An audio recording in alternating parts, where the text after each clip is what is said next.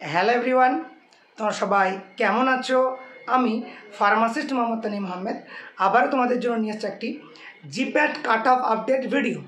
So আজকের ভিডিওতে আলোচনা করতে চলেছি regarding the GPAT 2024 cut off. So already যারা এই বছর জিপ্যাট দিয়েছিলে তারা জেনে গেছো যে জিপ্যাটের স্কোর এবং র্যাঙ্ক রিলিজ হয়েছে। তাহলে কারা কোয়ালিফাই করলো, কারা কোয়ালিফাই করলো না, এই যেরকম একটা ডিটেলস মানে অ্যাডমিট কার্ডের মতন দিত, যেটা আমি আগের বছর পর্যন্ত দেখেছি, যেখানে তোমার মার্ক অ্যান্ড আদার ডিটেলস এবং কোয়ালিফাইড কিনা লেখা থাকতো। তো সেইটাও শুনেছি যে 14ই জুলাই কি তারপরে পাবলিশ হবে ওয়েবসাইটে। যাই হোক, কিন্তু তার সঙ্গে সঙ্গে একটা খবর আমি শুনলাম, যদিও এই খবরের কতটা সত্যতা আছে আমি জানি না। যারা ভিডিওটি দেখছো এই বছরে জিপ্যাট দিয়েছো তারা আশা করছি এটার ব্যাপারে হয়তো আরও ডিটেলসে এবং বিস্তারিত জানবে। আমার ইনফরমেশনটি ভুল হলে অবশ্যই কমেন্ট বক্সে আমাকে কারেক্ট করে দিবে। কি না, এবছর যে পাবলিশ হয়েছে র্যাঙ্ক লিস্ট।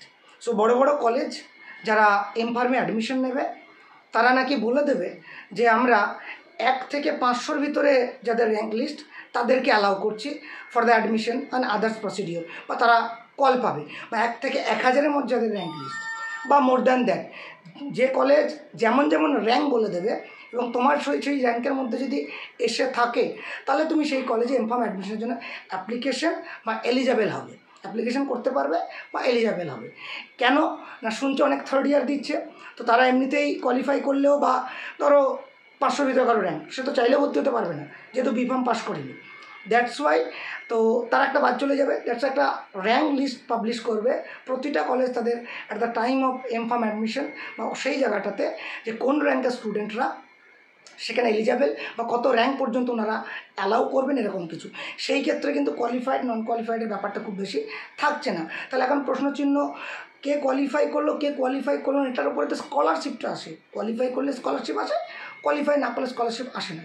তো সেক্ষেত্রেও হয়তো পিসিআই বা যে স্কলারশিপ প্রদান করছে তিনি হয়তো ডিক্লেয়ার করতে পারেন যে 2000 র্যাঙ্ক পর্যন্ত যাদের মানে নাম্বার আছে এবং এমফার্মে অ্যাডমিশন নিয়েছে তাদের দেব, এই রকম কিছু একটা হয়তো হতে পারে।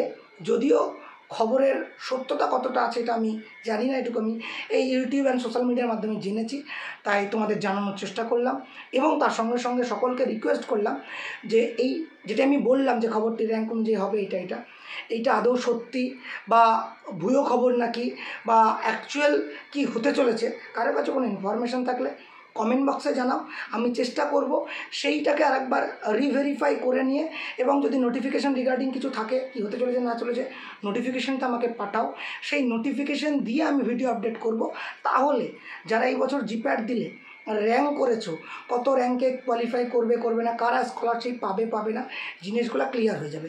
এখন পর্যন্ত আমার কাছে ক্লিয়ার না। যারা আমাকে টেক্সট বা ফোন করে ম্যাটারটা জানতে চাইছো, ম্যাটারটা আমার কাছেই ক্লিয়ার না। একবার আমি ডিটেলসে জানতে পারলে আবারও ভিডিও আসবে, তাই তোমাদেরকে রিকোয়েস্ট করছি যার কাছে এই জিপ্যাট মানে স্কোর, র্যাঙ্ক, কোয়ালিফাই নন কোয়ালিফাই রিগার্ডিং কোনো অফিসিয়াল নোটিফিকেশন বা কোনো অফিসিয়াল কিছু ডকুমেন্টেশন থাকবে আমাকে একটু পাঠাও, তাহলে রিগার্ডিং দ্যাট আমি ভিডিও বানাতে পারবো। Thank you so much. Steno pharmacist name.